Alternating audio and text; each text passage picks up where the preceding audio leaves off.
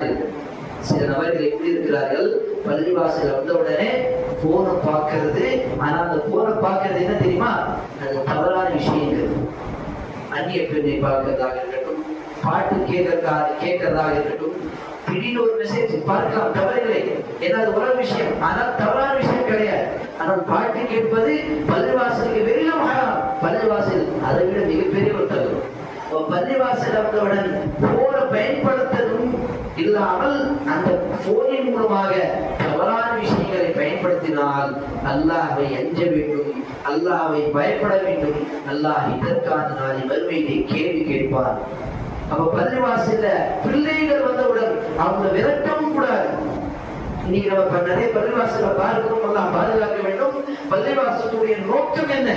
தொழுகையாளிகளை, முஸல்லிகளை, இந்த முஸ்லிம்கள் இந்த பள்ளிவாசல் பக்கம் இணைக்க வேண்டும். ஆனால் செய்யக்கூடிய காரியம் என்ன? பசங்களாம் நீங்க இருக்க கூடாது, பின்னாடி போயிடுங்க, நீங்க அங்க இருக்க கூடாது, ஓடி போயிடுங்க. அப்ப பள்ளிவாசலில் பிள்ளைகளை விரட்டக்கூடிய ஒரு காரியத்தை நாங்கள் பார்க்கின்றோம். அப்படி எந்த விதமான சூழல் இந்த பள்ளிவாசல் நாங்கள் தரக்கூடாது, அப்படி செய்யவும் கூடாது. இன்றைக்கு ஒரு மார்க்க அறிஞர், மிகப்பெரிய ஒரு சிறப்பாக சொல்ற வார்த்தை இமாம் ஷாஃபி ரஹ்மத்துல்லாஹி அவர்கள், அதே போன்று ஒரு சில உலமாக்கள் சொல்லியிருக்கிறார்கள், எந்த பள்ளிவாசல்களில் பிள்ளைகள் அருகின்ற சட்டம் வரவில்லை என்று சொன்னால் பிற்காலத்தில் அந்த பள்ளிவாசல் சொல்லக்கூடிய தொழுகையாளிகள் யாரும் இருக்க மாட்டார்கள் என்று புரிந்து கொள்ளுங்கள்.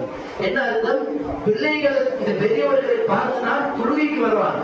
இந்த பிள்ளைகள் இந்த பெரியவர்கள் பெற்றோர்களை பார்த்தால் பள்ளிவாசல்களின் பக்கம் அவர்களுடைய உள்ளத்தில் அந்த ஈர்ப்பு வரும். ஆமே தொழுகைக்கு போகாமல் இருந்தால், பிள்ளைகள் இந்த பள்ளிவாசல் பக்கம் இருந்து வராமல் இருந்தால், அவர்களுக்கும் இந்த உள்ளத்தில் இந்த தொழுகையுடைய முக்கியமும் தெரியாது. நாளை மறுமையில் அவர்கள் தான் நம்மை அல்லாஹ்விடம் கோரிக்கை வைத்து சொல்வார்கள். பெற்றோர்களே, இந்த பள்ளிவாசலுடைய நோக்கத்தில் பிள்ளைகளை எப்போதும் விரட்டக்கூடாது. அவர்களை அன்பாக சொல்லுங்கள், நல்ல முறையில் சொல்லுங்கள். அல்லாஹ்வுடைய தூதர் ஸல்லல்லாஹு அலைஹி வஸல்லம் பள்ளிவாசல்களில் ஒரு சிறுநீர் கழித்த மனிதனை கூட அல்லாஹ்வுடைய தூதர் என்ன சொன்னார்கள்? சிறிது நேரம் இருக்கட்டும், முடிந்தவுடன் அந்த நபரை பார்த்து சொன்னார்கள், இந்த பள்ளிவாசல் அல்லாஹ்வுடைய இபாதத்துக்காக படைக்கப்பட்ட ஒரு இடம். இந்த பள்ளிவாசல் அசுத்தத்தை செய்யக்கூடிய ஒரு இடம் அல்ல. அதனால் இந்த பள்ளிவாசலுடைய நோக்கத்தை புரிந்து கொள்ளுங்கள். அப்படி நல்ல முறையில் நாங்கள் நம்முடைய பிள்ளைகளுக்கு சொல்லிக் கொடுத்தால் அவர்கள் ஆசையோடு இந்த பள்ளிவாசலுக்கு வருவார்கள். விரட்டினால் எப்படி இந்த பள்ளிவாசலுக்கு அப்ப வர முடியும்? அதனால அன்பான சகோதரர்களே, பெரியவர்களே, பெற்றோர்களே, இந்த ஜும்மாவுடைய உரையின் மூலமாக நமக்கு தெரிந்திருக்கக்கூடிய பல விஷயங்கள் என்ன? பள்ளிவாசலில் நிறைய நல்ல விஷயங்கள் நடக்க வேண்டும். அல்லாஹ் அனைவருடைய இந்த நல்ல விஷயங்களை ஏற்றுக்கொள்வானாக, அதற்கு வாக்கு தருவானாக. ஆமீன்.